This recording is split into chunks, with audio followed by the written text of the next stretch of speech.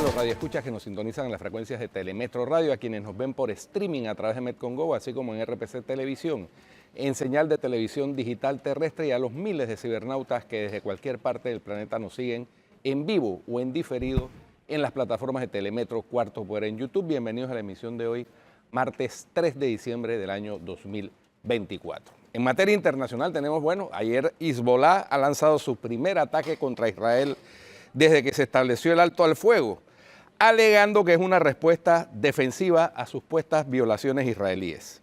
El incidente tuvo lugar en las granjas de Shebaa, una zona disputada, y Hezbollah acusa a Israel de ataques previos contra civiles y de incursiones aéreas. Israel, por su parte, confirmó el lanzamiento de proyectiles hacia Har Dov y promete una dura represalia. El ministro de Defensa Israel Katz afirmó que responderán con contundencia, mientras el ultranacionalista Bezalel Smotrich declaró que la era de la contención ha acabado. Las tensiones entre ambos bandos amenazan con desestabilizar el reciente y frágil acuerdo de 60 días supervisado por la ONU, Estados Unidos y Francia. Por otra parte, Donald Trump, presidente electo de los Estados Unidos, realizará su primer viaje internacional tras su victoria electoral para asistir a la reapertura de la Catedral de Notre Dame en París el próximo sábado. Trump elogió al presidente francés Emmanuel Macron por la restauración de la histórica catedral devastada por un incendio en 2019, destacando la importancia del evento. La visita marca el primer viaje conocido de Trump al extranjero desde mayo de 2023. Macron, quien felicitó rápidamente a Trump tras su victoria, pronunciará un discurso durante la ceremonia, mientras que el arzobispo de París consagrará el altar el 8 de diciembre. Trump también exigió la liberación inmediata de los rehenes que siguen detenidos en Gaza y advirtió que si no son liberados antes de que él preste juramento para un segundo mandato, habrá, abro comillas, un infierno que pagar, cierro comillas. Si los rehenes no son liberados antes del 20 de enero de 2025, fecha en la que orgullosamente asumiré el cargo de presidente de Estados Unidos, habrá un gran infierno que pagar en el Medio Oriente y para aquellos que perpetraron estas atrocidades contra la humanidad. La amenaza de Trump se produjo horas después de que el gobierno israelí confirmara la muerte de Omar Neutra, ciudadano estadounidense e israelí, cuyo cuerpo todavía se cree que está en manos de los terroristas de Hamas. Y por último, las sequías cuestan más de 300.000 millones de dólares anuales en todo el mundo, advirtió este martes la ONU en un informe presentado en la segunda jornada de la COP16 sobre la desertificación. El informe alerta que las sequías fomentadas por la destrucción humana del medio ambiente afectarán a un 75% de la población mundial en 2050. El coste de esta crisis es de 307.000 millones de dólares anuales en el mundo, afirma el informe. Para revertir esta situación, la ONU reclama inversiones urgentes en soluciones basadas en la naturaleza, como la reforestación, la gestión del pastoreo y la administración, restauración y conservación de las cuencas hidrográficas para reducir estas pérdidas y beneficiar al medio ambiente. En 2024, que va camino de ser el año más cálido jamás registrado, las sequías han tenido efectos devastadores en Ecuador, Brasil, Namibia, Malawi o la cuenca del Mediterráneo, y efectos adversos en lugares generalmente húmedos, como es la cuenca del Canal de Panamá. El coste económico de la sequía va más allá de las pérdidas agrícolas inmediatas. Afecta toda la cadena de suministro, reduce el PIB, impacta los sustentos de vida y conduce al hambre, al desempleo, a la migración y supone desafíos de seguridad humana a largo plazo, afirma Kaveh Madani, coautor del informe. Gestionar nuestra tierra y nuestros recursos hidráulicos de forma sostenible es esencial para estimular el crecimiento económico y reforzar la resistencia de las comunidades atrapadas en ciclos de sequía. Eso es lo más destacado en materia internacional, mi querida Flor Marí Misrachi Ángel. Bueno, hoy tenemos un invitado, vamos a empezar, Guido, con este invitado, es el periodista israelí Gabriel Ventasgal. Guido. Sí, bienvenido, Gabriel. Un placer. ¿Cómo no? Fíjate, comenzamos el resumen internacional precisamente con la fragilidad del cese al fuego planteado entre Israel y el Líbano, en medio del otro conflicto que hay también con la Franja de Gaza y con el grupo terrorista Hamas. ¿Cómo ves ahora que viene el 20 de enero, y ahora también le metemos la amenaza al estilo de Donald Trump, que puede evolucionar esto hacia el futuro de cara a esa toma de posesión del nuevo presidente de los Estados Unidos el próximo año? Mi pregunta es, el sheriff, o sea, Donald Trump, ¿es creíble o no es creíble? ¿Tú le crees cuando él amenaza? ¿Le crees más a Donald Trump que a Joe Biden? Si tu respuesta es sí, entonces es probable que produzca más paz en Medio Oriente que guerras. En los países del Medio Oriente sí le creen a Trump. Por ejemplo, Qatar, que es un gran financista del terrorismo, lo que ha hecho es, antes de que asuma, echó a los líderes de Hamas de su territorio y estos líderes fueron a parar a otro país que apoya el terrorismo, que es Turquía. Entonces, eso para no quedar mal con el próximo presidente de Estados Unidos. O sea que él es creíble. Ahora, con respecto al acuerdo específico en el Líbano, el acuerdo es entre Israel y Estados Unidos, en donde Israel prefiere que la cadencia de los demócratas termine en paz. Entre otras cosas, para evitar también que sancionen a Israel, restringiendo la cantidad de armas que ayuda a Estados Unidos a este país en guerra. Entonces hay que terminar bien la cadencia de los demócratas hasta el 20 de enero. Y para eso se acepta un cese de fuego que es muy frágil. ¿Por qué? Porque lo que le pide el cese de fuego es Hezbollah se va a ir hacia el norte y se va a llevar sus armas. Y el ejército oficial del Líbano, que es un ejército muy débil, va a tomar el control del país. E Israel puede atacar si ve que algo malo ocurre. Ese cese de fuego es tan frágil que ayer ya se rompió. Y es probable que el 20 de enero se rompa definitivamente. Interesante, porque hay quienes cuestionan todos estos esfuerzos de paz con el argumento de que es que las grandes industrias de fabricación de armamentos requieren siempre algún conflicto porque eso mueve la economía. Ese siempre ha sido un issue, digámoslo así, de todos los conflictos o la motivación bélicos. Sí, de todos los conflictos bélicos, ¿no? De que sí, ahí las grandes potencias se involucran, tratan de generar un clima de paz, acuerdos de cese al fuego, pero por detrás sus industrias armamentísticas están produciendo armamento que venden, porque no lo regalan. Lo venden o lo dan en calidad de préstamo o de donación recuperable a través de acuerdos en la reconstrucción de esos países que son víctimas de estos conflictos. Depende mucho de qué tipo de educación has recibido. En América Latina, por ejemplo, tenemos filosóficamente una formación que explicamos mucho de los conflictos por temas económicos o materiales. O sea, parecería ser que todo es por tierras, por agua, por petróleo o por un interés económico. Pero si fuera así, no hubiéramos visto lo que vimos hace una semana, los pogroms. Porque la cultura occidental, especialmente si te formaste en academias de prestigio de Estados Unidos, también de Israel, dice que la política es lo más importante, o sea, la ideología es importante y la economía sirve para explicar parte de la política. En el Medio Oriente las guerras son religiosas y son tribales, no son por tierras. Hezbollah o Hamas cuando atacó no entró a Israel para matar y gritó que viva el Che Guevara. No vino a entrar y dijo quiero gas y quiero petróleo, gritó Allahu Akbar, que significa Alá es el más grande de los dioses. El problema que hay en Medio Oriente es que la gente no sabe religión. Y como interpreta el Medio Oriente en el idioma que le viene cómodo a él, traduce el Medio Oriente al idioma que le viene cómodo o a su formación filosófica. Medio Oriente es religión. Y por lo tanto, Hezbollah no va a dejar de ser Hezbollah. Y Hamas no va a dejar de ser Hamas.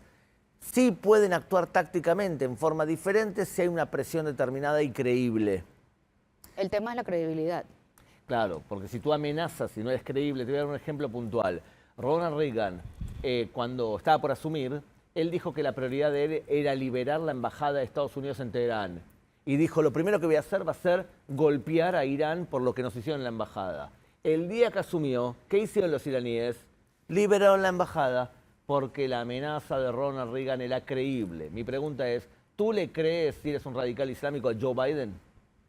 ¿Crees que realmente él te puede amedrentar? Si tu respuesta es no, entonces es lo mismo que creen todos los países del Medio Oriente. No le creen a alguien que amenaza y que no tiene la capacidad para poder ejecutar lo que amenaza. Yo creo que todavía hay gente que piensa que esto es un tema de tierras y es un tema de religión. Yo creo que hay que aclarar eso un poquito. Bueno, quizás hay quienes asumen una cosa y quienes asumen la otra. ¿Cuál es tu posición? No, para mí es claro y no conozco ningún especialista en Medio Oriente que no diga lo que digo yo, ¿eh? O sea, el conflicto esencialmente es un conflicto religioso y hay varios conflictos religiosos en el Medio Oriente. El conflicto religioso es porque en el radicalismo islámico, ojo, no en el Islam, en el radicalismo islámico, judíos y cristianos son dhimis, son ciudadanos de segunda, que no tienen derecho a un Estado propio porque no pueden en tierra santa islámica o en árabe, Dar el-Islam, emerger como alguien independiente. Entonces, esta misma ideología es la que lleva a atentados terroristas en Francia, en Inglaterra, en parte de Europa, Estados Unidos, y la que gestó ISIS, el Estado Islámico. Es un tema netamente religioso interno dentro del mundo musulmán. Ojo, muchas religiones tuvieron su periodo histórico de tiempo muy radical. ¿O es que acaso, si la audiencia es cristiana, es igual y piensa igual una persona católica, por ejemplo, hoy a lo que pensaba una persona en la Inquisición o en las Cruzadas? No, las religiones se reforman, se transforman. Y hoy una persona cristiana no sale a una guerra santa para conquistar el mundo en nombre de la cruz. Sin embargo, muchos radicales en nombre del Islam levantan su espada y matan gente, especialmente, ¿saben qué? Cristianos. El Medio Oriente, los que están en peligro reales son los cristianos, no son los judíos. Los judíos tienen un ejército propio que se defiende. A los cristianos en Medio Oriente no los defiende nadie. Y en 1920 vivían 80 millones de cristianos en Medio Oriente y hoy viven 10. ¿Dónde están los cristianos en Medio Oriente? Bueno, emigraron, se fueron. La última ola, producto de ISIS. Pero en la calle Palestina, en Belén, vivían 80% de cristianos en Belén. Hoy en día no llegan a 10% de la población. ¿Existe final para este conflicto? Sí, existe un final porque este periodo histórico del radicalismo islámico es un periodo que comenzó en la Primera Guerra Mundial, que explotó en los años 70 y 80 y que ahora empieza a decaer. Y yo creo que la propia religión va a hacer una reforma interna y Occidente, al conocer más, Pero, no ¿qué se te va... hace pensar que van a hacer una reforma interna? Porque fracasaron. El radicalismo islámico fracasó. ¿Pero fracasó según tú o fracasó según sus resultados? Fíjate lo que hizo ISIS. ISIS fracasó. Hezbollah va a fracasar. Hamas va a fracasar. Irán va a terminar cayendo porque nosotros en Occidente, tecnológicamente y desde el punto de vista económico, creamos riqueza y por lo tanto tenemos capacidades bélicas que no tienen. Y por lo tanto yo creo que sí va a terminar cayendo. Lo que pasa es que Occidente tiene un problema. No entiende el problema muchas veces y no está dispuesto a luchar ciertas batallas. Desde el momento que, por ejemplo, nosotros en Occidente le regalamos a Qatar, un país que financia el terrorismo, que invirtió 4.700 millones de dólares en llenarle la cabeza a universidades en Estados Unidos. Un país como Qatar, nosotros le damos la posibilidad de organizar un mundial, nosotros en Occidente nos vendemos por dinero. Entonces es un fenómeno conocido. Cuando no conoces el fenómeno, te entregan una cantidad de dólares y tú compras. Es curioso, ¿no? Hay quienes dicen que estas cuestiones religiosas, que tienen que ver con la fe de cada persona más que todo, en los países que son, o que somos, pues, monoteístas, el Dios es el mismo Dios, ¿no? Visto en idiomas distintos y en libros distintos, pero la época corresponde a la misma época en que surgieron todas esas sagradas escrituras, ¿no? El Corán, la Biblia, etcétera.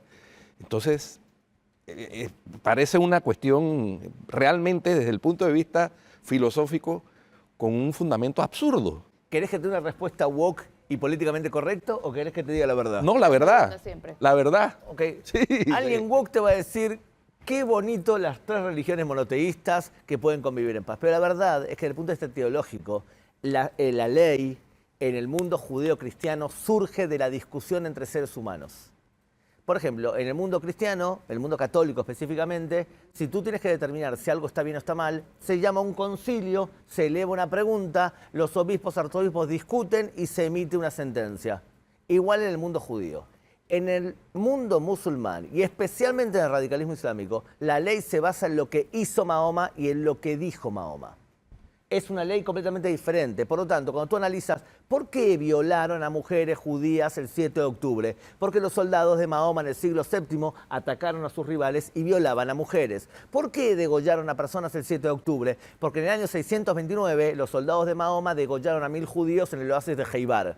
¿Por qué se casan con criaturas en el Medio Oriente? Porque Mahoma se casó con 13 mujeres y la tercera mujer se llamaba Aisha, y Aisha tenía 6 años cuando se casó con Mahoma y tuvieron su primera relación Pero sexual a entonces, los ¿qué te 8. hace pensar que vamos a hacer una reforma interna?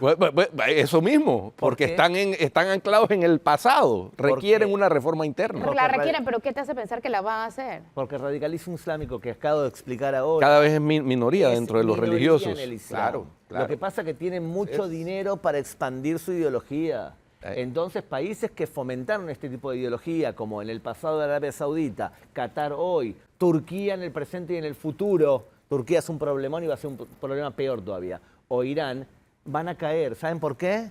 Porque el petróleo ya deja de ser importante en la arena internacional. Y como no tenés dinero, no puedes expandir la ideología. Eso es una buena noticia para el mundo occidental. Menos petróleo, Para el mundo. menos odio. En el caso de países que sustentan su economía en petróleo, Arabia Saudita, que tú no, hablabas con respecto a el Congreso sobre Medio Ambiente en Arabia Saudita, lo entendió rapidísimo. Y como lo entiende, va a firmar un acuerdo con Israel. Arabia Saudita sabe que hay problemas de agua también en Arabia Saudita y que Israel es la principal potencia del mundo desalinizadora de agua. Todo el agua que tú tomas en Israel es agua de mar desalinizada. El único desierto del mundo que se achica es el desierto del Negev, el desierto de Israel. Es el único en el mundo que se achica. ¿Por qué? Porque saben trabajar muy bien el agua y lo que hacen es reciclar el agua de las cañerías. ¿Cuánto? El 92% del agua de las cañerías la utilizan para riego. Entonces, cuando tú tienes una potencia tecnológica y tienes dinero de Arabia Saudita, hay matching. Por eso va a haber paz en el Medio Oriente con respecto a Arabia Saudita. ¿De qué depende? De una muy buena educación. Tú tienes que educar a la tolerancia religiosa y no al odio religioso. Hay que imitar a Emiratos Árabes Unidos, que hizo eso. Hace 20 años hizo un programa de tolerancia religiosa. Hoy tú vas a Dubái y vas a encontrar en la casa de Abraham una mezquita, una sinagoga y una iglesia en el mismo lugar. Esto es tolerancia. Emiratos Árabes Unidos, un ejemplo a seguir. Escribiste un libro y por eso estás en Panamá. Cuéntanos un poquito.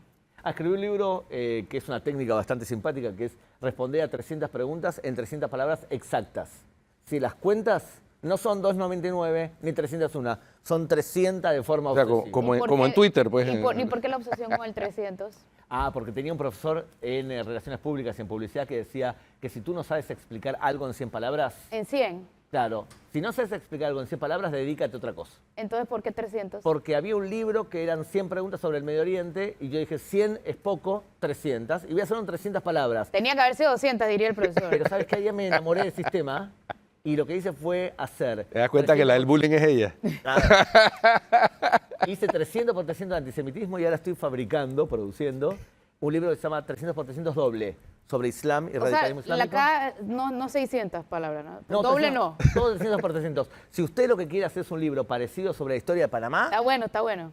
es una técnica bien. Tiene que pagar un royalty pequeño por la idea de 300 por 300. Bueno, muchas gracias, Gabriel Ventasgal, periodista, escritor, especialista en el tema del conflicto entre Israel y el Medio Oriente y algunos de los que se van quedando rezagados del Medio Oriente. Presente en Panamá, gracias por haber atendido la invitación de Cuarto Poder. Vamos a un cambio y regresamos con la parte siguiente del programa.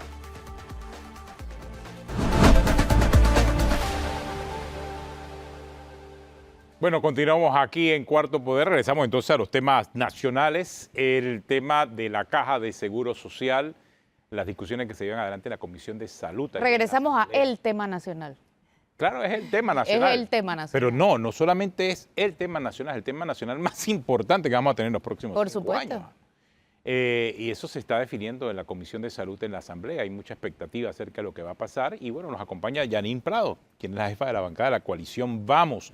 Un grupo muy importante en la Asamblea por lo que representa y también por el rol que históricamente le está tocando a ustedes que acaban de llegar a la Asamblea. con este tema del seguro. Buenos días. Buenos días a todos. Definitivamente es así, es un rol importante y además una gran responsabilidad porque de una u otra manera lo que estamos discutiendo en la Asamblea Nacional es el proyecto que considero más importante en este quinquenio y que nos va a afectar a todos los panameños de una u otra manera, pues estamos hablando de la salud por un lado y por el otro pues del sistema de pensiones en nuestro país. ¿Cómo van los tiempos?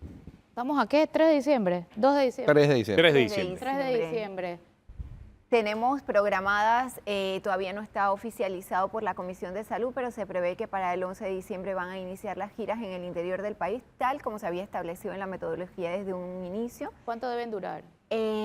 No tenemos la cifra exacta, pero calculo que aproximadamente 6-7 días pudiera ser, es lo que en principio se está hablando. O sea que no tengo tan claro si para 17 de diciembre de pronto pudieran estar de regreso la comisión y bueno, pero es que entonces hay 2 días arrancar ese libres. primer debate. Pero hay que tener en cuenta eso. El 20 de diciembre va a ser libre también. O sea, el Día de la Madre y al día siguiente, domingo y lunes, nuevamente el 20 de diciembre. Correcto. O sea que esto podría pasar entre Navidad, más antes de Navidad o entre Navidad y Año Nuevo. Mira, el primer debate se da en la comisión. Se aprobó en la metodología que se va a votar artículo por artículo. Tenemos 210, pero además hay que tener en cuenta que ese es el momento donde los diputados presentamos las propuestas de modificación a la ley. A Y eso 200 toma su días, o sea, eso tiempo. puede tomar semanas más. Exactamente, y todavía tienes que irte a un segundo debate donde también. cada diputado tiene la oportunidad de debatir por media hora o de preguntar y pedir incluso una segunda vuelta. Entonces, yo lo que no vería es, si miramos el calendario y nos damos cuenta, o sea, estarlo debatiendo, aprobando un 29 de diciembre, víspera de fin de año, por más que estés haciendo las cosas bien o con un buen espíritu de querer sacar una buena ley, ¿cómo lo va a ver el país en un momento donde estamos inmersos en mitad de Lo las que yo sí fiestas? veo de parte de la bancada de Vamos es que, a diferencia quizás de algunas otras posiciones extremas, sí están conscientes que la ley es importante. La manera en que se discute la ley es desarrollar ese cómo se va a llegar a ese qué, que creo que todo el mundo coincide en que es importante. Es que esa es la parte de la responsabilidad en esto. O sea, sería muy fácil, y yo lo mencioné en un momento, por ejemplo, por la postura de un partido político en concreto, que desde un principio marcó una pauta, pero ¿quién o bajo qué criterio o qué ética tú lo estás haciendo cuando tú tuviste la oportunidad en el gobierno pasado y realmente no lo hiciste, ¿no? Claro. Entonces yo creo que aquí sí... O sea, no es un no porque no quiero, sino... O por ser una oposición rotunda. Exactamente. Esto es una oposición responsable donde realmente estamos analizando, donde se está dejando cualquier criterio que no sea meramente el ver por el bien del país y de los panameños las decisiones que tomemos. ¿Cuáles son las partes de la ley presentada por el Ejecutivo que les parecen a ustedes dañinas? Mira, se hablan de los 4 pilares fundamentales de esta ley. Primero, que se está hablando de el aumento de la edad de jubilación. Ayer, en unas declaraciones del presidente, sí vi como que hizo mención de que de repente eso se pudiera modificar. Sería importante que el propio Ejecutivo, entonces, sea quien presente, ok, si no lo aumentamos 3 años, recordemos que a las personas dentro de los 7 años próximos a su jubilación no se va a tocar ese rango de jubilación, pero si lo modificamos, ¿cómo quedaría para poder tomar la decisión? Porque ellos son los que han tenido acceso a todos los datos. Pero una pregunta... Pero el tema es que eso atrasaría todavía. Pero atrasaría más pero la ¿por discusión. qué el Ejecutivo y no la Asamblea? Si al final eso es una ley que está No, discutiéndose en si la no Asamblea. nos toca a nosotros Claro. presentar esas propuestas y Claro. definitivamente es algo que a través de asesoramiento, escuchando a todas las partes, nosotros estamos evaluando. Sí, eso no tendría que ¿Qué hacer el tanto Ejecutivo, sería esa pensaría. postura? Igual pasa con el aumento de la cuota patronal. ¿Por qué? Porque vemos con buenos ojos que no se haya aumentado la parte que tiene que ver con el trabajador, pero dentro de las circunstancias en las que vivimos en el país, donde se habló en campaña de que aquí va a haber plata, el chenchen en la calle, y eso no ha pasado, y mucho menos del puente hacia el interior. Lo que tenemos que ver también es cómo va a afectar entonces, porque aquí no todo el mundo son grandes empresarios, y yo siempre digo, tampoco todo el que es empresario es corrupto, porque hay un afán por querer generalizar muchas veces eso. Hay corrupción en todas partes y definitivamente también hay empresarios que dan la milla extra y que absorben cualquier tipo de golpe, pero sobre todo hay muchos pequeños y medianos empresarios. Diputada. Y esos son los que se van a ver más afectados en un momento donde estamos en una crisis económica marcada. De lo que usted está diciendo, yo puedo concluir que esto del 31 de diciembre no va a estar aprobado, ni rechazado, ni modificado, ¿no? Porque el ideal, el ideal es que la ley se apruebe pronto, pero sin ese deadline, sin esa fecha fatal del 31 de diciembre, que es la convocatoria de sesiones extraordinarias. ¿Cuál es el método que establece el reglamento interno de la Asamblea? Cuando un proyecto que es sometido a sesiones extraordinarias No termina siendo aprobado o votado y hay que retomarlo en sesiones ordinarias el 2 de enero. Continúa en la agenda. Pero hay una excepción, y yo creo que quizás hay que tienen que jugar con el tiempo, y es el tema de si lo aprueban en primer debate antes, o mejor dicho, muy cercano al 31 de diciembre, porque al comenzar un nuevo periodo legislativo no va a continuar el segundo debate, va a tener que regresar nuevamente a la etapa de consulta. O sea, creo que ahí hay un tema importantísimo, y más que nada de procedimiento. Exacto, el primer debate tiene que ser el mismo año que el segundo debate y el tercer debate. Y en el mismo periodo. El mismo periodo. En el mismo periodo. Exactamente. En este caso es un año. ¿Cuál sería la nueva propuesta de metodología para ese primer debate en dicho caso? No, y más porque entendí que ustedes van a votar artículo por artículo. Dentro de eso va a tomar tiempo. Y con propuestas de modificaciones que entiendo que van a hacer. Entonces eso, evidentemente, el tiempo no va a dar del 31 de diciembre. Claro, si tienes 210 artículos y presentas modificaciones y las propuestas de modificación van a ser artículos puntuales, entonces definitivamente va a tomar tiempo. Por eso se habla de que, bueno, se va a tratar de hacer el trabajo, se tiene que hacer de la manera correcta y tiene que tomar el tiempo que requiera tomar. Ahora, nada más para entender, ¿van a revisar artículo por artículo y van a votar artículo por artículo o son dos situaciones diferentes? En la metodología que aprobó la comisión dice se votará artículo por artículo. Igual forma, van a revisar artículo por artículo. Nosotros estamos como bancada revisando artículo por artículo. Entiendo que hoy se reúne la bancada de Vamos. Sí. ¿Para con qué propósito? Hemos tenido reuniones previamente con expertos, seguimos todavía teniendo estas reuniones. De hecho, hoy nos reunimos con Suntrack, tenemos todavía reuniones pendientes esta semana con CONUSI, con NATO, el CONEP, estuvimos reunidos con APEDE, e igual con economistas de todos, como quien dice, de todos los espectros. Y dentro de las reuniones que tenemos como bancada, tuvimos una la semana pasada, estuvimos adelantando parte de puntos importantes que queremos presentar a la modificación y hoy continuamos ese debate a lo interno para poder ir viendo puntos específicos. Y una pregunta que me surge también, ¿la posición de la bancada va a ser unitaria? Es decir, en bloque, la bancada de Vamos va a votar de la misma manera o van a dejar en libertad, pues Vamos no es un partido político, es una coalición, en teoría, técnicamente son diputados por la libre postulación. Sí. Entonces, ¿cómo va a ser esa decisión? Mira, hasta el momento, en las discusiones que hemos tenido a lo interno y los puntos que hemos consensuado, han quedado así, consensuados dentro de la bancada y se votarán en conjunto como hemos hecho anteriormente, pero siempre respetando esa independencia que tenemos cada uno como diputado. Así que no sé si llegado el momento existe algún punto en el que no llegáramos a algún acuerdo, pero en principio tengo el presentimiento que como bancada independiente vamos a actuar como un bloque y vamos a votar de manera unificada. Es complicado el tema de la bancada independiente y el voto, ¿no?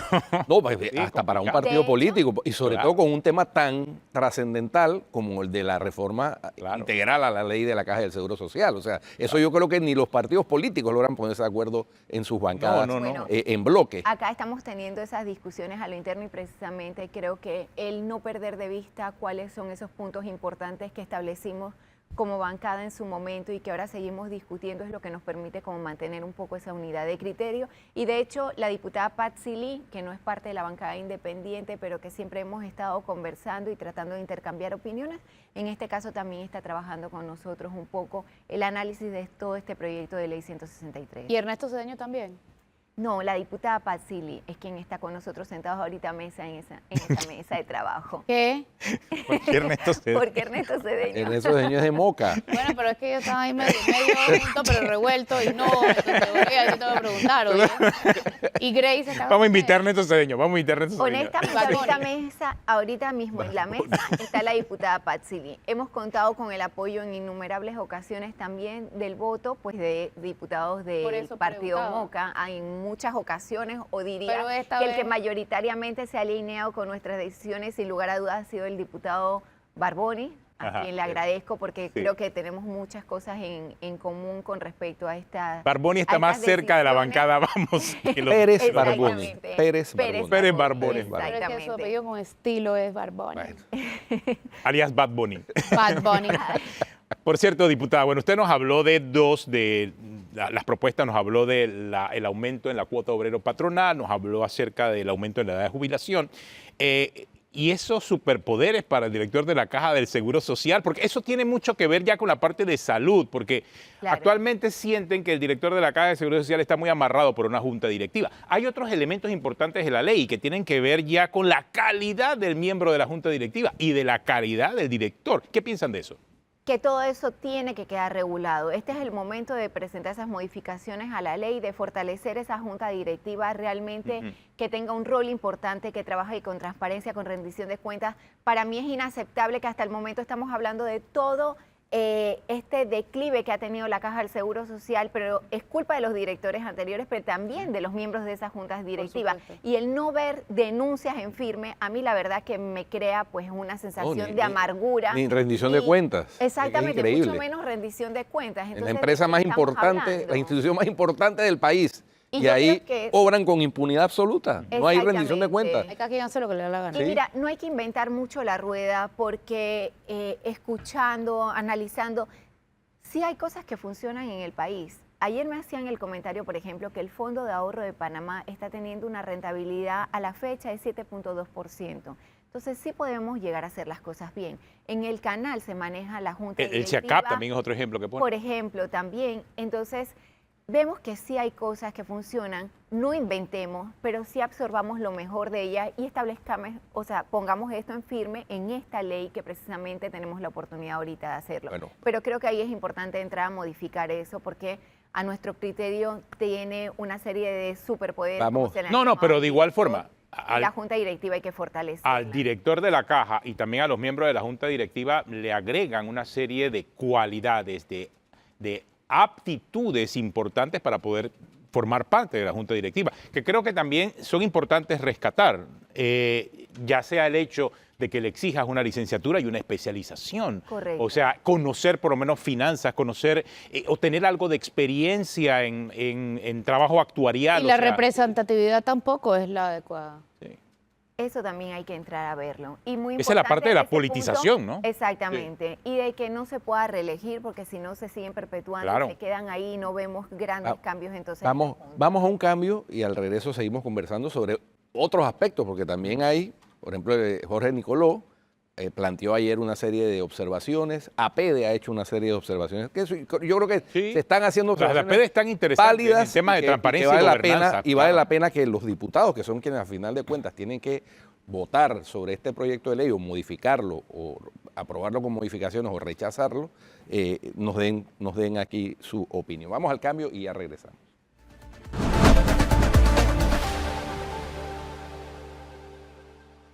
Bueno, continuamos aquí en Cuarto Poder, hoy conversando con la jefa de la bancada en la Asamblea de la coalición Vamos, viendo el tema de las reformas a la Caja de Seguro Social. Creo que hay temas importantes y ahora pues estamos entrando en la etapa, primero de las consultas, van incluso a ir al interior a ver esas consultas, y todavía no se ha entrado en el fondo de la cuestión, como se dice, o sea, todavía no ha entrado la Comisión de Salud a debatir realmente el contenido de las reformas a la Caja del Seguro Social. Hasta ahora ha sido muy retórico, eso es cierto. Algunos han presentado propuestas, otros han ido allá más que nada a hacer catarsis, pero todavía no se ha entrado en el fondo de la discusión del proyecto. Esto vendría después de regresar del interior, entiendo, ¿no? Exactamente, Atenógenes. Una vez que regresemos de las consultas en el interior, empieza ese primer debate donde ya los diputados pueden presentar esas propuestas de modificación y donde realmente se va a analizar artículo por artículo y señalando esas modificaciones concretas. Y como señalábamos, pues la votación 1 a 1 hasta completar los 210 para poder pasar a un segundo debate. Entre las propuestas que se han estado presentando por los que han participado en estas consultas ciudadanas, digámoslo así, hay propuestas que coinciden. Por ejemplo, ayer nosotros teníamos a Ernesto Bazán desde Madrid y él mencionaba la necesidad de un regulador, de un ente regulador, y en eso coincide con la propuesta de APEDE, de un ente regulador para el tema de las inversiones. Y ayer Jorge Nicoló, sin decir lo mismo, también cuestionó las facultades omnímodas que se le dan al director con respecto a esa decisión de inversión. Es decir, los tres coinciden en que eso tiene que estar regulado, que no puede ser una cuestión sin límites. Exactamente, yo coincido con ellos. No podemos ser irresponsables y dejar que el manejo se dé, como quien dice, sin una supervisión. Y creo que hay quienes señalan que debería ser la Superintendencia de Valores, porque es la que actualmente, pues, de alguna manera regula a los que ven fondos de pensiones privados. También se señala que pudiera ser la Superintendencia de Seguros. Incluso Ernesto Bazán señalaba la Superintendencia de Bancos por toda la estructura que tiene.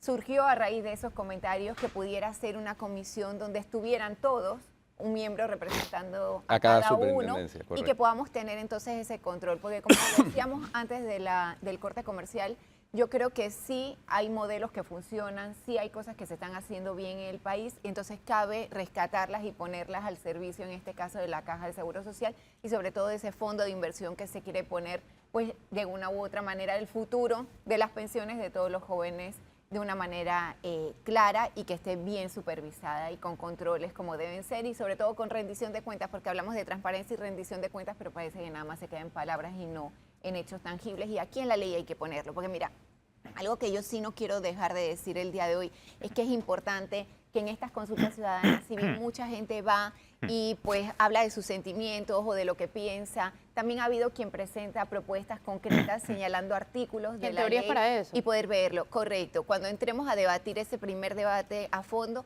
va a ser artículo por artículo. Pero a mí me gustaría ver de parte, sobre todo del director de la Caja del Seguro Social, que cuando hace señalamientos o hace menciones, las haga concretas sobre los artículos de la ley.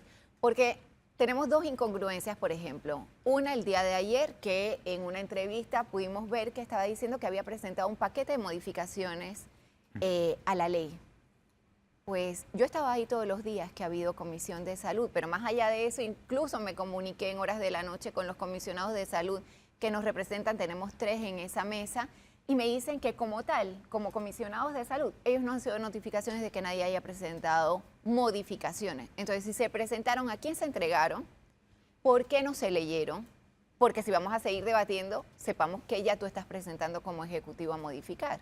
Entonces, son una serie de inconsistencias que hay ahí. También señala, por ejemplo, que la nueva ley no tendría topes en cuanto a la jubilación, dependiendo del tema de los aportes y demás.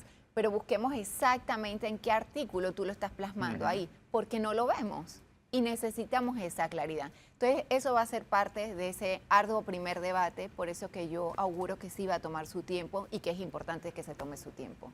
No, y es importante la discusión específica, porque quizás en el pasado se ha visto cualquier iniciativa de la Caja de Seguro Social como una iniciativa del Ejecutivo. Y creo que ahora, y escuchando al presidente Mulino, destacar el tema de que no va a retirar el proyecto. Más que una pelea de poder, lo siento en función de la necesidad e importancia del proyecto. Correcto. O sea, lo que no se puede ocultar es que el subprograma definido está en quiebra. O sea, el subprograma conocido como parte de ese programa de invalidez, vejez y muerte, ya no tiene plata para pagar las pensiones de un gran número de panameños. Hay otro subprograma, el subprograma mixto ese no está en quiebra. Y no estamos hablando de que esté en déficit, estuvo en déficit muchos años, pero ya no tiene plata. Entonces, hay un problema dentro de la manera en que se reparten las pensiones en Panamá, que es un problema que nos ataca el día de hoy y que ese problema tienen que solucionarlo. Paralelo a eso, está la forma en que se soluciona, y la iniciativa que se presenta a la Asamblea es una de las alternativas que pueden existir para solucionarlo. Pero ahí entonces viene el rol de los diputados. Quizás en el pasado no estamos acostumbrados a ver a esto, porque siempre ha habido una aplanadora que representa al gobierno en la Asamblea y que prácticamente no discute con él nada, simple y sencillamente aprueba lo que el Ejecutivo quiere. Lo vimos en el caso de la mina. En esta discusión siento que no es así. Pero mira, yo también veo mucho más democracia, claro, y mucho más oposición responsable. Mucha más apertura, claro está. Pero también hay que hacer docencia en algo, porque muchas personas llegan y dicen, hay que rechazarlo. O sea, la potestad es del Ejecutivo de retirar el proyecto, pero si no lo hace, la responsabilidad está en la Asamblea y la tenemos los diputados.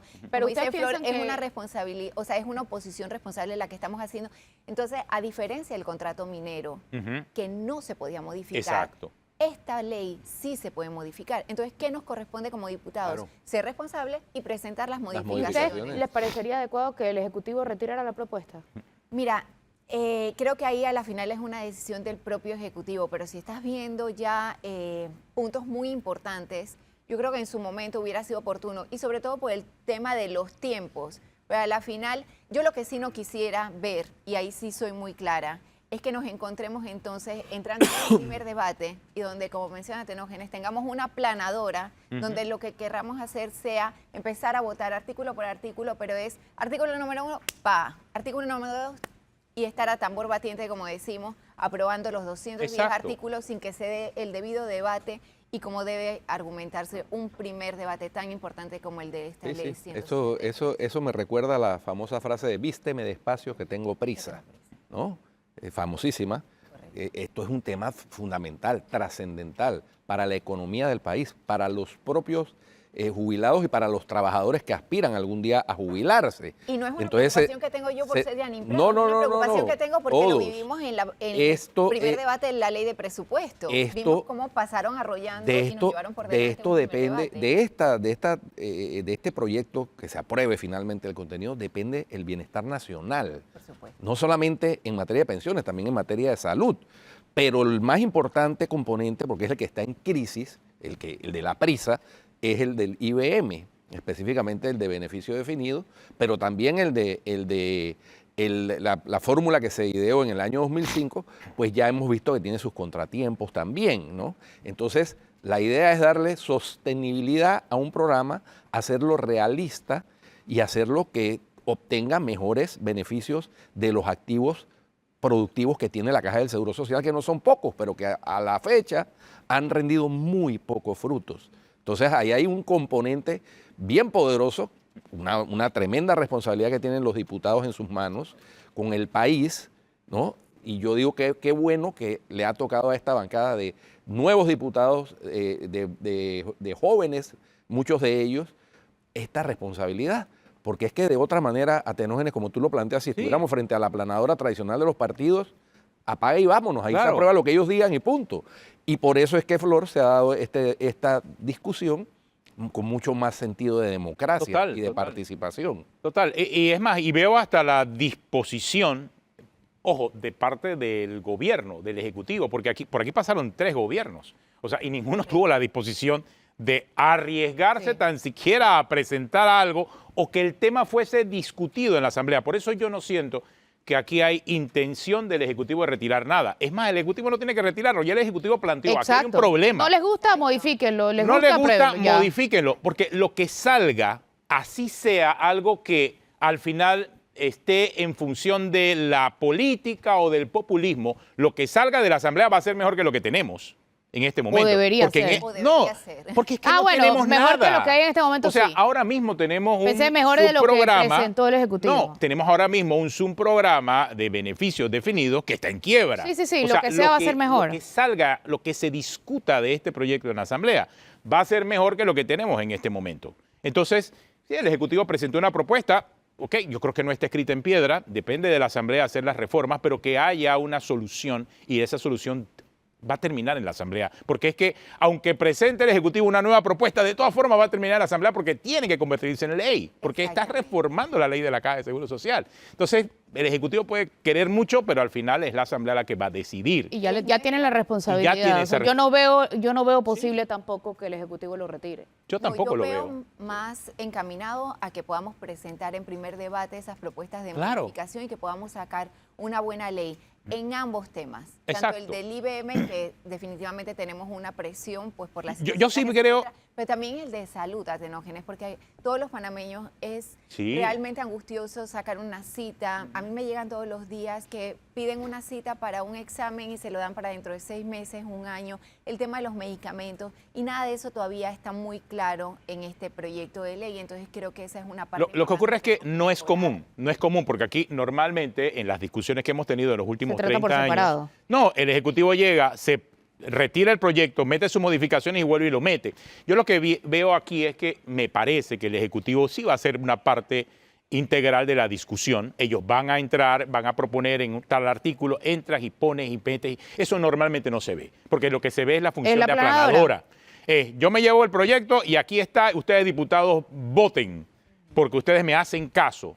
Creo que en esta oportunidad ese discurso no se está haciendo, no se está realizando, porque de vuelta, cuando el Ejecutivo hace eso, los diputados siempre piden algo.